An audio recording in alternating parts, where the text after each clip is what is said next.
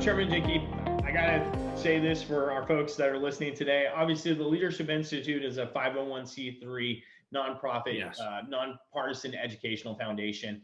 And so we are very much similar to the church or the University of Texas, if you will, or Texas A&M, in the fact that we are an educational institution. Our job is to go out there and to teach people how to be more effective in politics without taking sides on the issues. Correct. That said, the Leadership Institute is a conservative-based organization.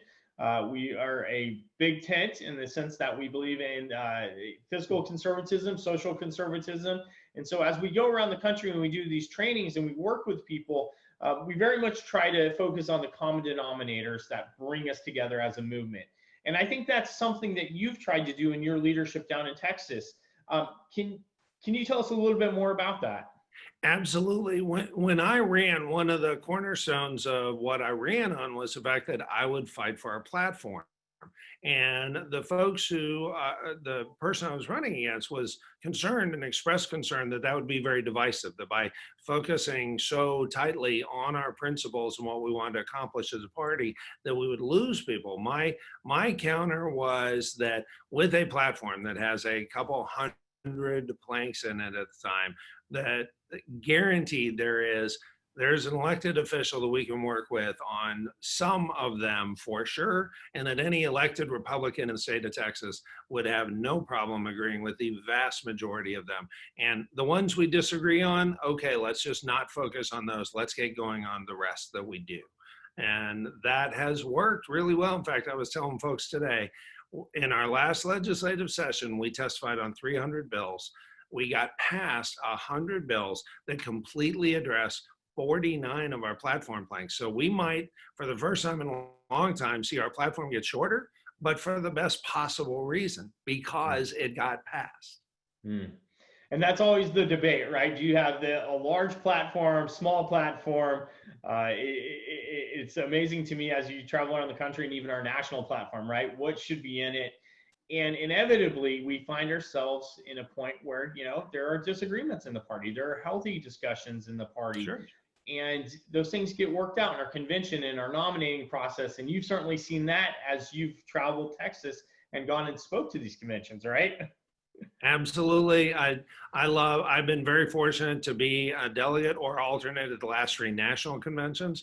That's where I first got to know Morton, and then serving as SREC or on the RNC with him these last 3 years. It's really been an honor and a privilege. And the impact he and you all have had, thanks to his vision decades ago, is truly amazing. And I'm thrilled to do anything I can do to help you ramp that up. Thank you. Oh, it's appreciated. Can you tell us, for the folks that are not from Texas and are joining us today, and by the way, we now eclipsed, I think it's 303 registrants. They literally are coming in as we speak. That's fantastic.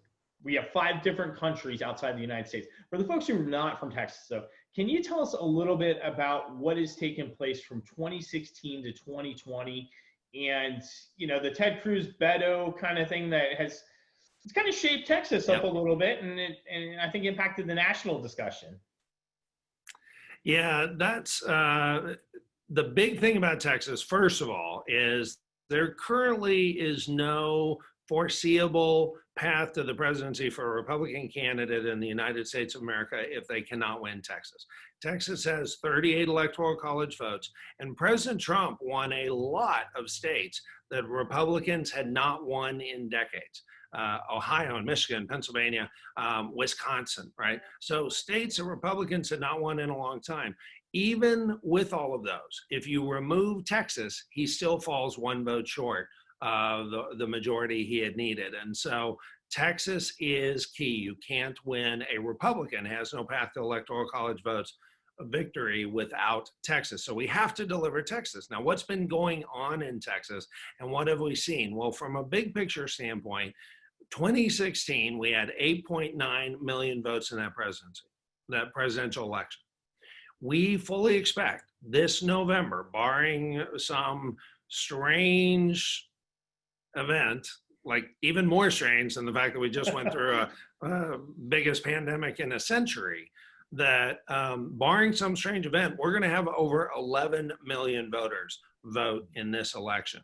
And part of the reason why I say that is that in the 2018 election, that we saw Governor Abbott nearly exceed President Trump's vote totals, that in a gubernatorial election, which normally would see half drop off, did not see much drop off at all. It was really quite shocking in how much growth it was. So the minute the 2018 election was over, we started really digging in. And the Democrat line on Texas for a long time has been, well, there's a demographic shift going on in Texas, and therefore Republicans are doomed. And frankly, this kind of raises my hackles a little bit. I find it quite offensive that the Democrats think that they can predict how voters should vote by the color of their skin.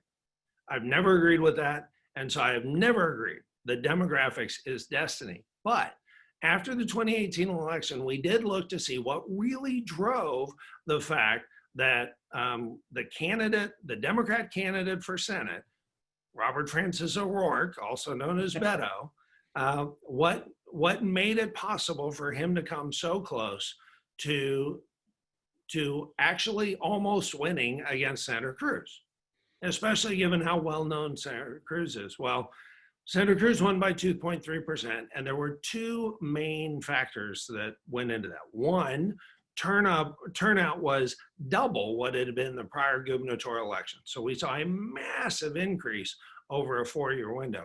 And two, the O'Rourke campaign did a great job outworking us. And part of that they could do because they had so much money, and they had so much money because he had gotten a free pass in the press. He seemed like a great guy. He did not make any convincing cases for policy because he never talked about policy. It was all an inch deep and a mile wide. But in the critical last month of the election, his campaign had 800 staffers on the ground in Texas.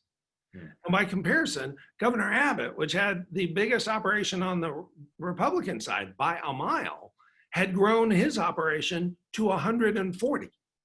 That's how big the difference was in the work staff.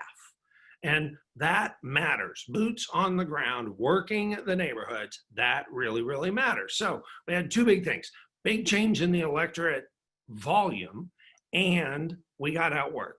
So the minute the 18 election was over, we said, all right, well, A, we'll make sure we're never outworked again.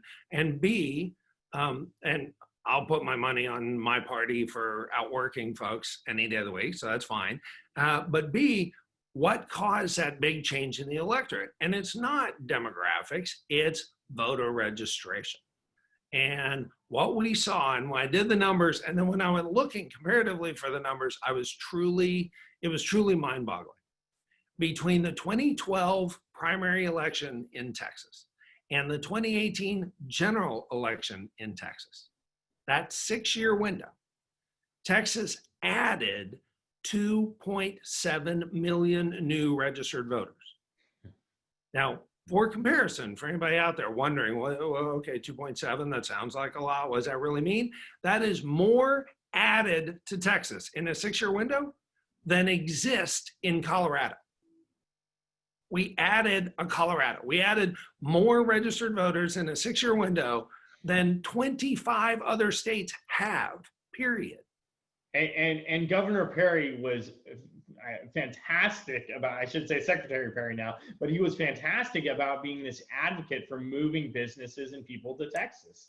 Exactly. So that was one of the things we had to test was, and there's a saying, don't California my Texas, right? Yes. And it's a funny saying, but some people were misinterpreting it. What it means is, don't bring California's policy that are causing you to flee California. Don't bring them to Texas and make Texas the next place you got to flee from, because very soon you're going to run out of places to flee.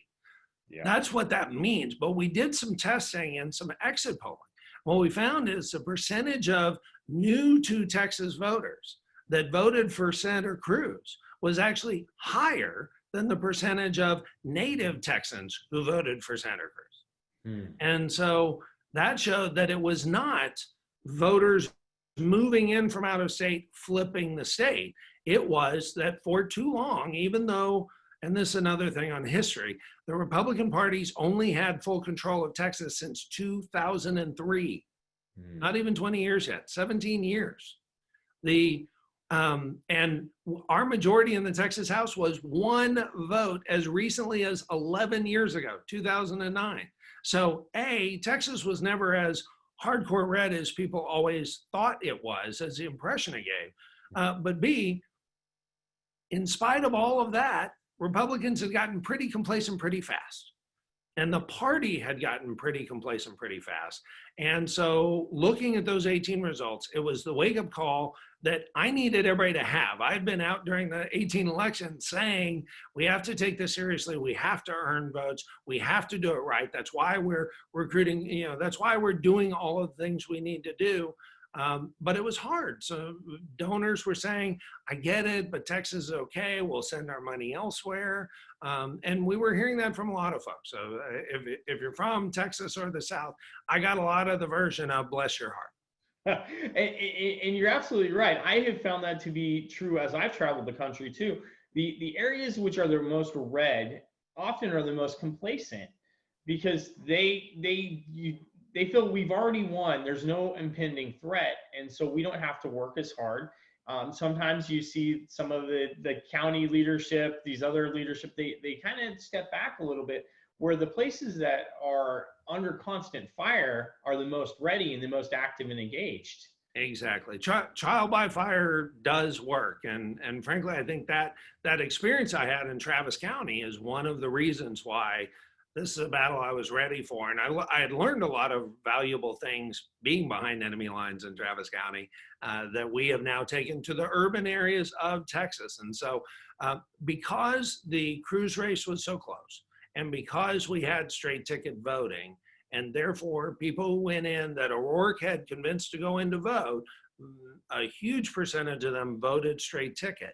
That wiped out a handful of races down ballot that we had been worried about, been warning people about. That was a big wake-up call, and the wake-up call we needed. Also, after that election, straight ticket voting has gone away.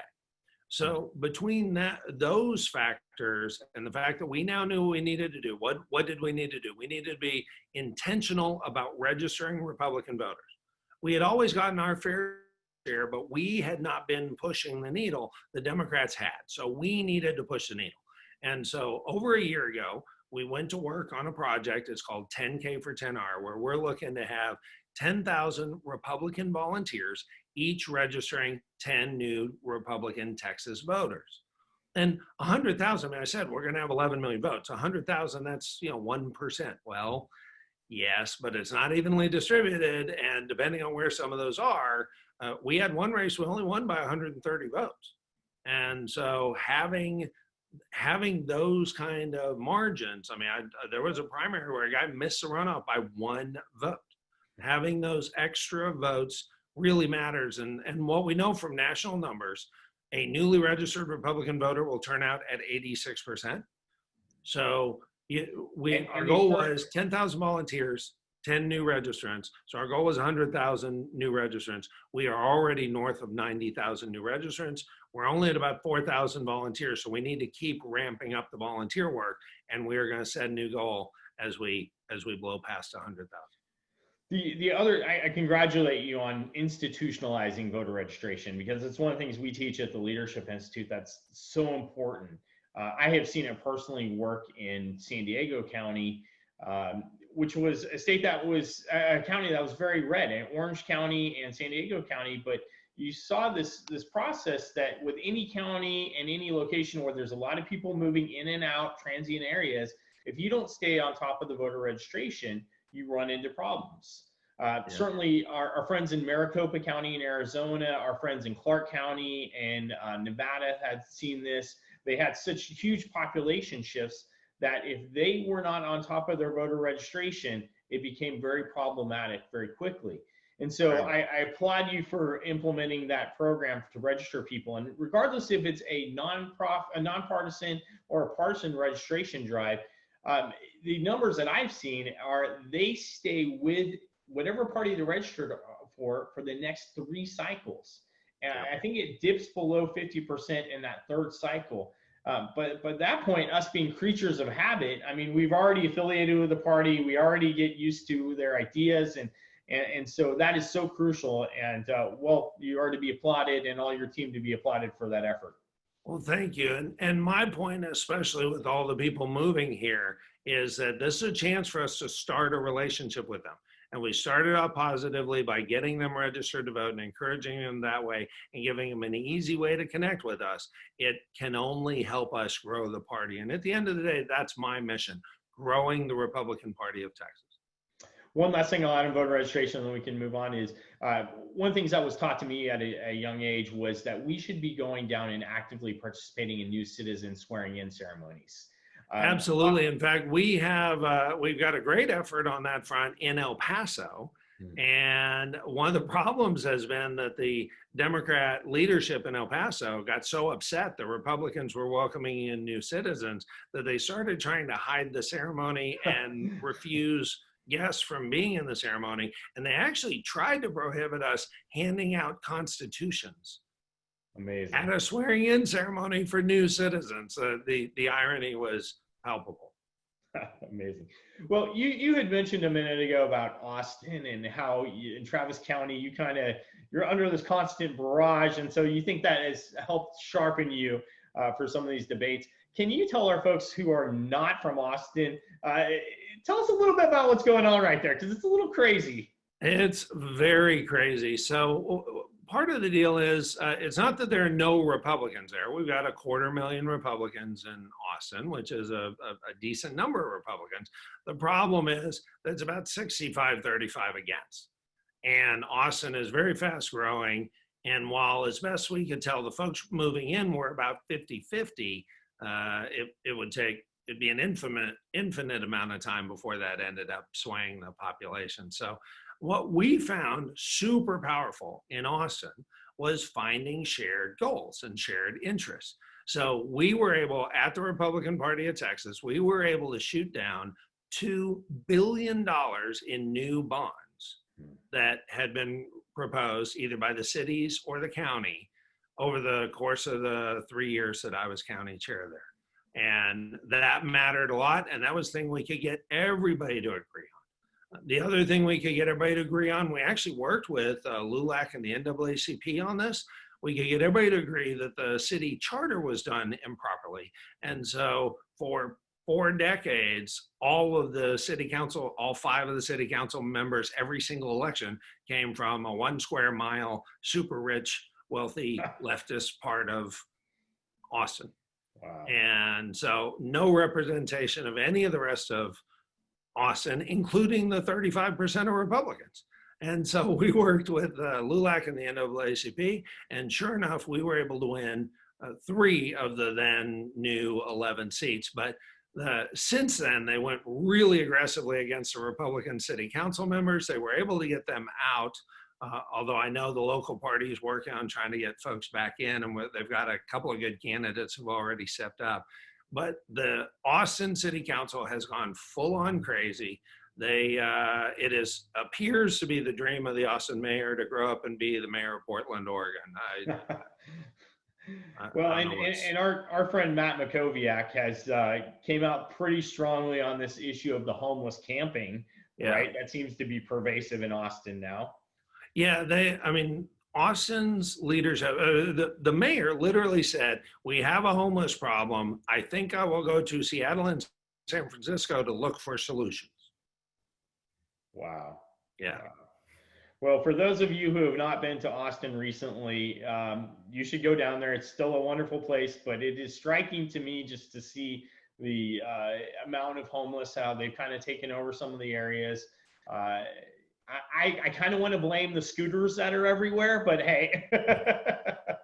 Yeah. Chairman Dickey, you have traveled all around Texas. You're going to these county conventions and meetings, and I think you are probably one of the most traveled chairmen that I've met.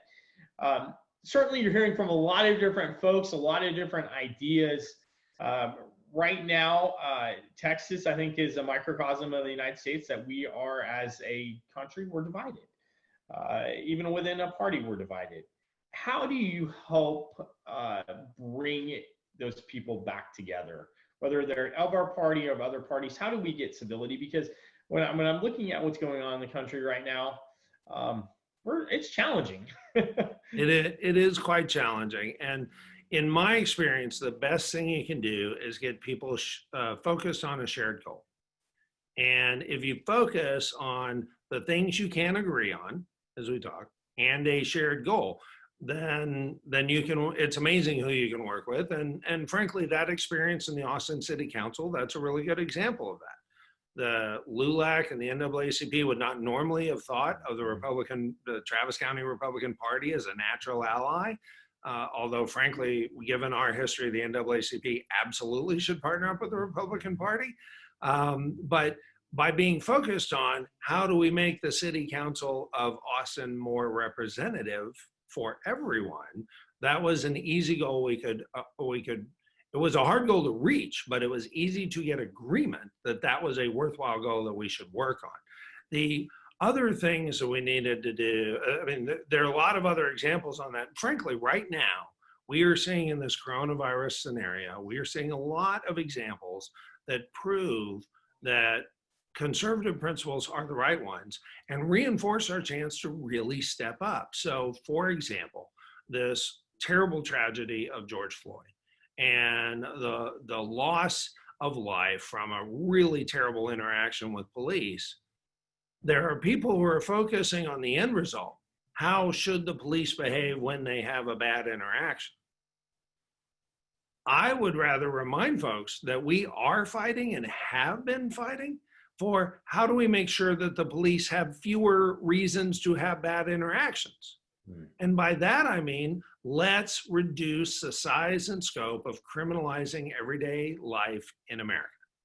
And that is absolutely a principle we agree with. And it is wonderful for me when I go out into urban areas and suburban areas around Texas to see the light bulb go off when, as I did last week, I did a podcast with an urban political radio host. And I said, look, I testified for, and we didn't quite get past, but we're going to get it past this time, the Sandra Bland Act, which was proposed by a Republican in Texas, which would remove the cause of a very unfortunate arrest that resulted in a needless death of someone for initially, something as petty as littering or not using a turn signal.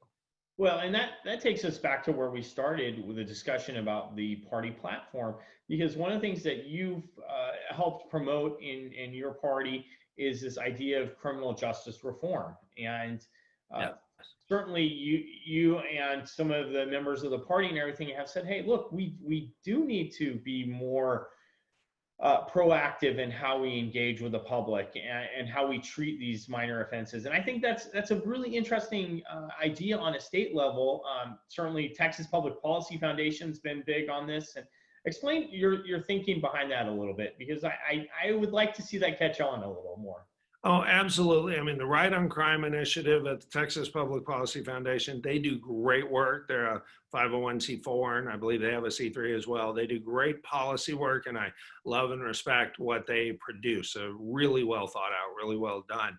The principle I come at it from personally as a conservative is just, I want and believe in smaller government, and I trust inherently my fellow citizens to most of the time do things right.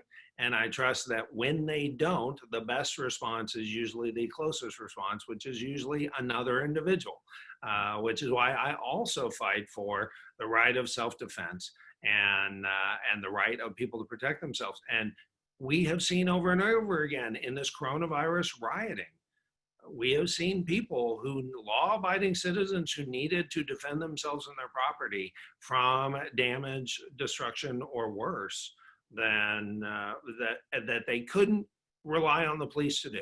Right. And so that's a reminder, as is the start of all of this, is a reminder for why every day I fight for a smaller government, why I'm convinced the conservative approach is right. I mean, we have seen on every level, in every way over the last year, We saw it when our economic policies were producing the biggest growth we had seen.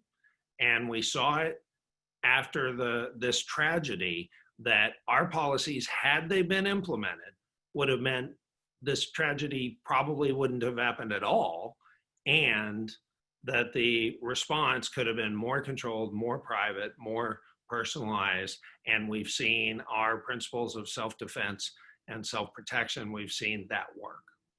Absolutely. I remember speaking with my wife. She was the Second Amendment Task Force chair in the Senate, and she had met with one of the victims of the Libby, Texas shootings a number of years ago. And this woman protected herself because she was able to concealed carry and open carry in Texas. And I applaud you for finding venues for your convention that allow that. I think that is so key.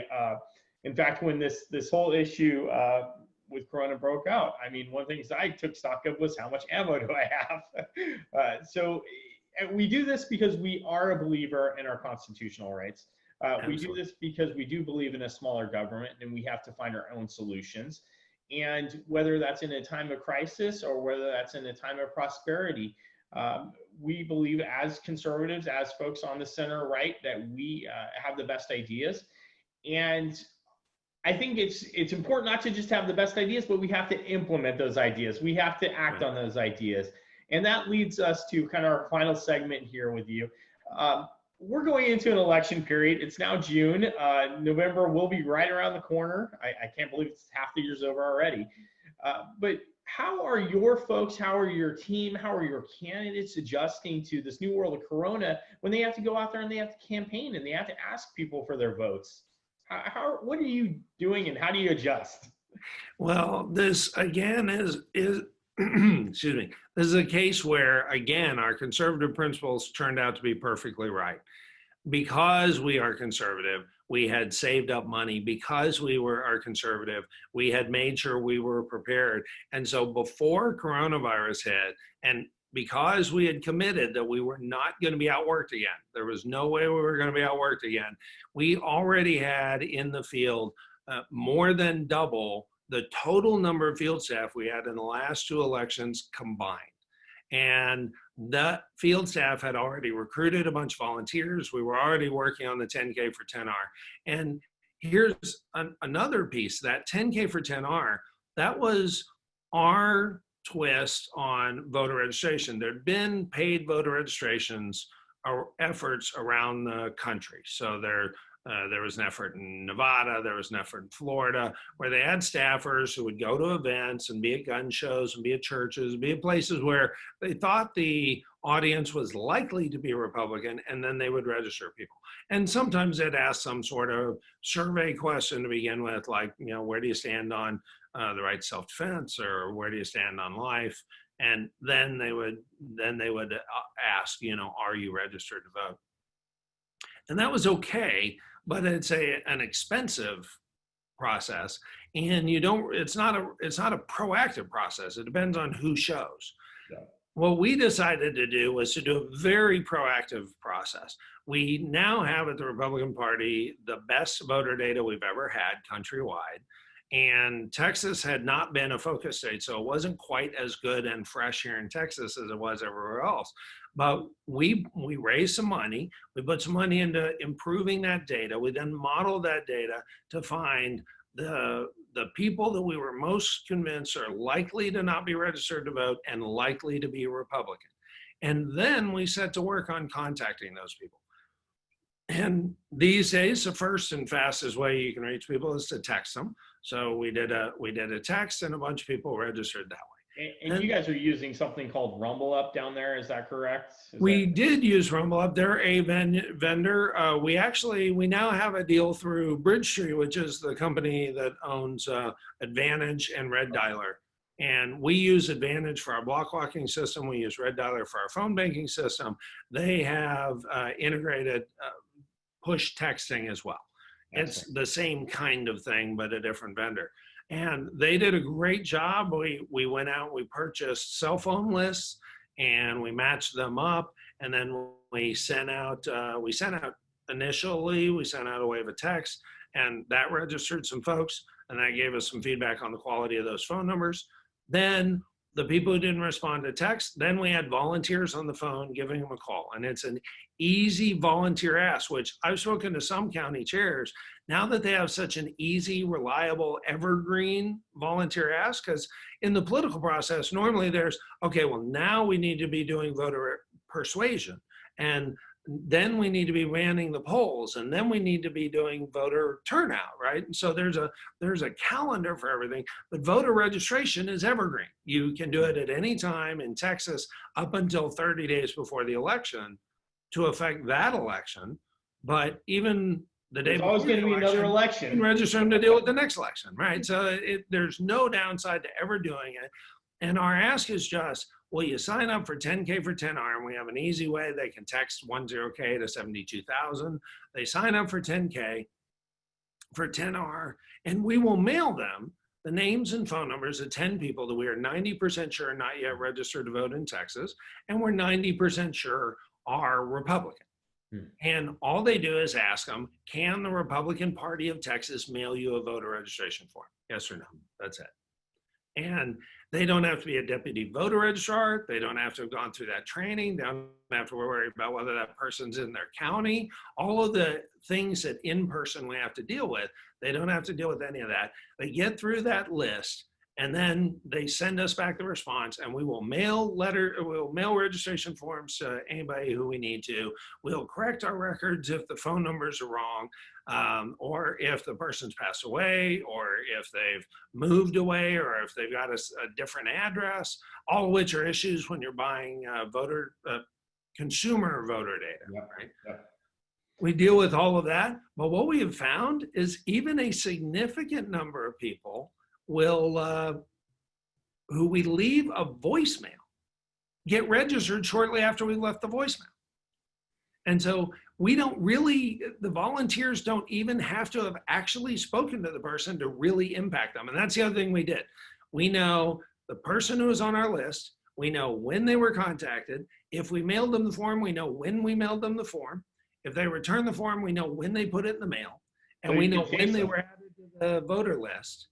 And we are even checking the voter list to find people that we contacted that didn't ask us to mail them a form to see if they got registered anyway. And what we're finding, and as a side benefit, we're actually finding that other people in the household that we didn't even know about, that we didn't call, they're also getting registered. On same day, a whole family gets registered. It's great. So, and again, you text 10K, 10K to the number 72,000. Anybody can volunteer for that, especially if you're in Texas, but anyone can volunteer for that. Well, and I was going to wrap there and go to some of our audience questions, but if you can indulge me for just 1 minute here, because this does bring up an issue. We had Congressman Mooney on last week, and we've certainly had several of our other members jump on this issue of vote by mail. Apparently, it is now becoming an issue in Texas, the expanding of vote by mail. I believe it's the Texas Supreme Court has been asked to weigh in on this now. They did. What are your thoughts on it? And, you know, we talked about wanting to expand the party, and then when we say we're not for vote by mail, then people say, well, you're against democracy, right? Well, so the first thing I'm against is anytime the Democrats try to not let a good crisis go to waste. I'm against that.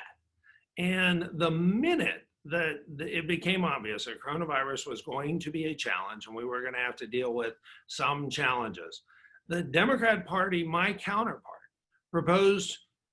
immediately proposed switching the entire primary runoff election to be 100% mail-in ballots. And of course, my response was, why would you do that? Why not just wait a little while until we figure this all out?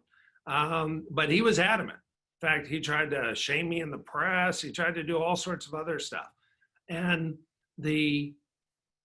so that got my antenna up, and that got me looking around. One of the things I remember from being a county chair is that mail-in ballots are the only kind of ballots that do not require voter ID.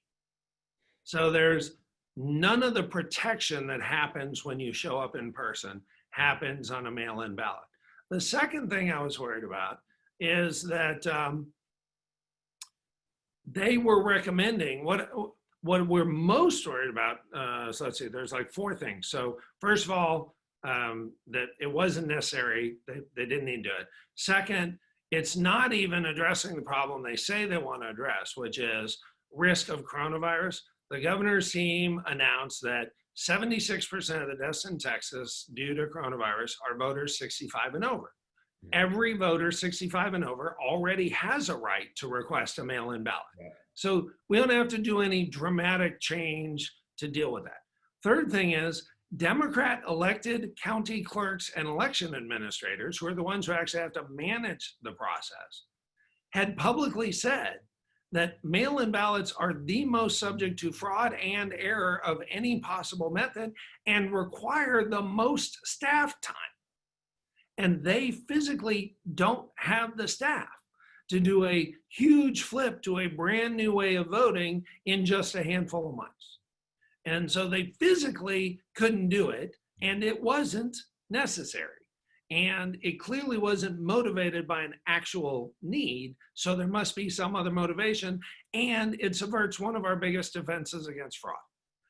So my point has been that the Democrat Party is just continuing their century-long effort to disenfranchise voters, just like they instituted poll taxes, they instituted Jim Crow laws, they instituted the KKK, they oppose women's suffrage. They just don't like people getting a chance to vote and having their vote counted, and that's what matters, having the votes counted. And so we have beaten that case in the Texas Supreme Court, and then we unanimously won it at the Fifth Court of Appeals at the federal level. And so they have just announced yesterday they're going to appeal it to the U.S. Supreme Court. I don't know if the U.S. Supreme Court's even going to take it, since there was a unanimous slapdown of it, but we shall see. And I'm confident that the court that says that what a law says matters cannot possibly say that a single judge can rewrite all of Texas's election code unilaterally. Excellent. Well, I appreciate the insight, and I know I was looking at the chat room while you were speaking about this. It was really popping. People are very concerned with this issue, so I appreciate that. And I actually hit the other one. The biggest issue with vote by mail is not sending the vote in; it's sending the vote out. My counterpart suggested that they mail every primary voter the primary runoff ballot. Well, that's fine, except the average turnout in the primary is about 6 times what it is in the primary runoff, which means you would be sending hundreds of thousands of people a ballot who have no idea when it's even coming. And when 10% of people move on average every single year, and we're expecting 11 million voters, we have 16 million registered voters right now in Texas.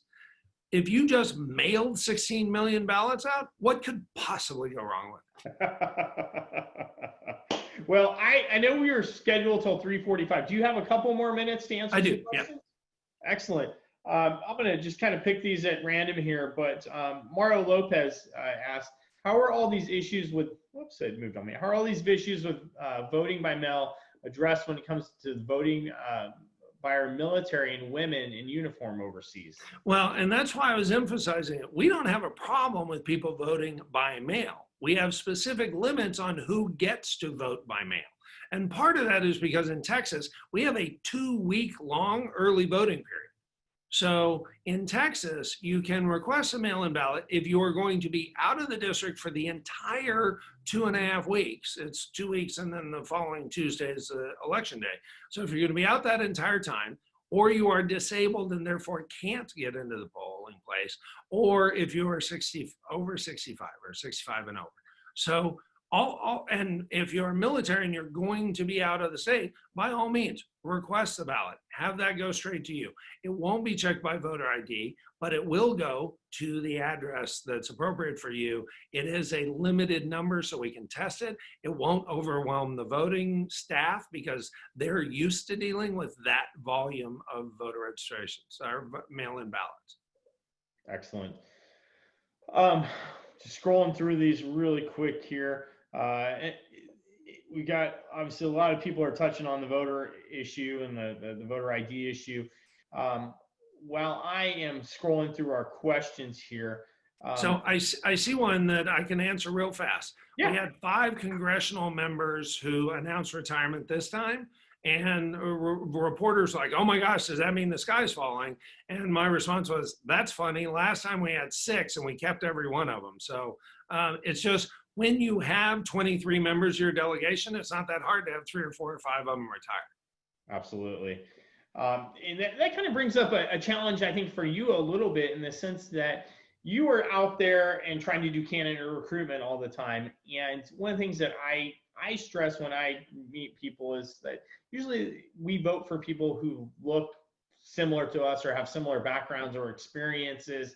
And I know that there's been an effort in Texas to try to recruit different people of different backgrounds. You've got a huge field of women candidates running this time, right? I mean, I think it's the largest that's ever ran. Yeah, so we had the Houston Chronicle reporter called me the day after the filing window closed because she was shocked. In one cycle, we had 100% increase in the number of women candidates running for U.S. Congress as Republicans from Texas. And what I love about that is it was not there was no quota. There was nothing like that. There was just a really intentional effort by us to make sure every incumbent Democrat had a challenger. So we wanted to fill every spot, and we went into areas where we had not been before, and we said, we want a candidate. We will do everything we can do to support you. That includes training, and that includes software, and that includes block walking data and phone banking software and the like. We'll do everything we can do. You bring your energy, your passion, your shared values with us, and your friends and neighbors and supporters, and your ability to share our message with new people in the community that probably haven't heard it in far too long. And I was super glad about all that. We have fantastic candidates in both the races that we lost to the Democrats last time. We have Wesley Hunt running against Lizzie Fletcher. We also have I'm drawing a blank on her name. Genevieve Collins. Genevieve Collins running against Colin Allred in Dallas. Both fantastic, energetic, exciting candidates that I can't wait to help win in November. Well, and if we're being fair, our friend Kat Parks, who is a workhorse, absolutely, has been out there just beating the bushes trying to find more female candidates. And absolutely, you know, it's one of the things we teach, right? And people want to identify with people who are like them, and I think that's why I have certainly liked you as much as I have and got along with you, because you're a humble person. You've taken your time and energy to give back. Certainly getting involved in politics was not something you had to do. You've been a successful businessman.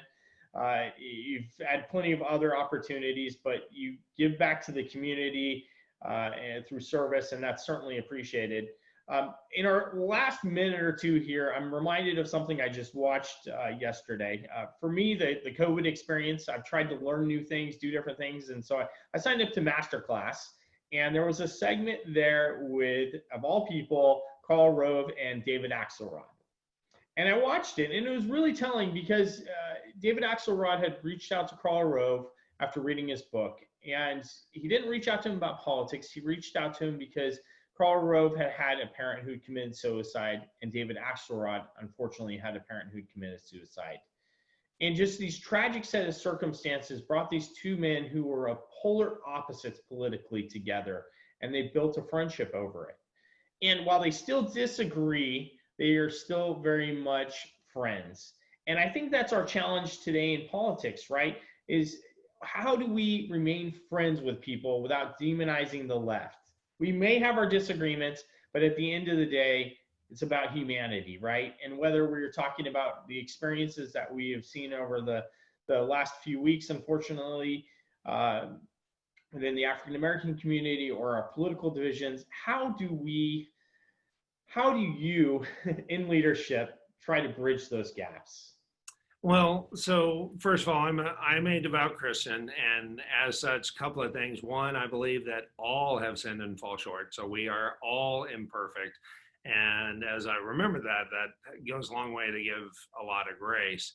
And I realize that most of the people that I'm fighting against from a policy standpoint, most are not evil, just wrong.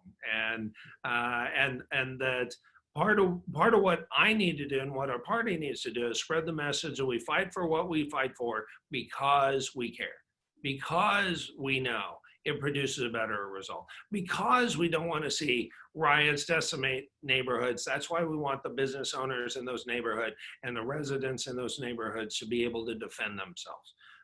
Because we don't want bad interactions, we fight for criminal justice reform. So it's because we care that we fight for what we fight for, in spite of the framing that our opponents and the Democrats like to give it.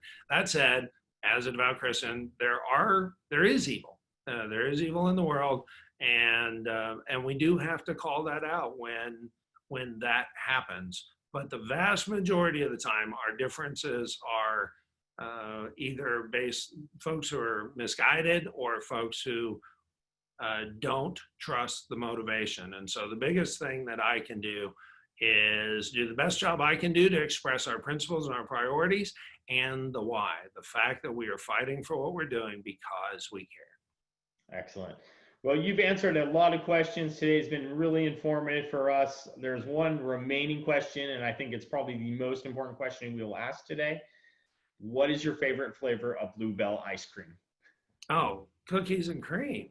Classic. Excellent, excellent. I had a cookies and cream milkshake today, so we are aligned. Well, Chairman Dickey, thank you so much for your time. I really appreciate this. I know all our folks found this very helpful, very informative.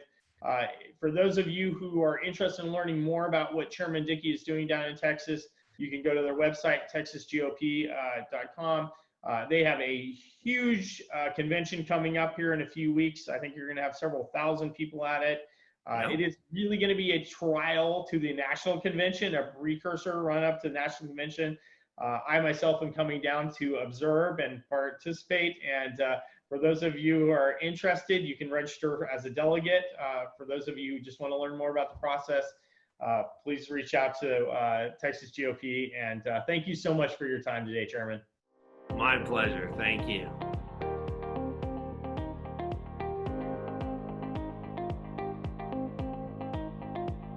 Thanks so much for watching this video. To watch our latest video, click here. And to make sure you don't miss any future videos, be sure to subscribe.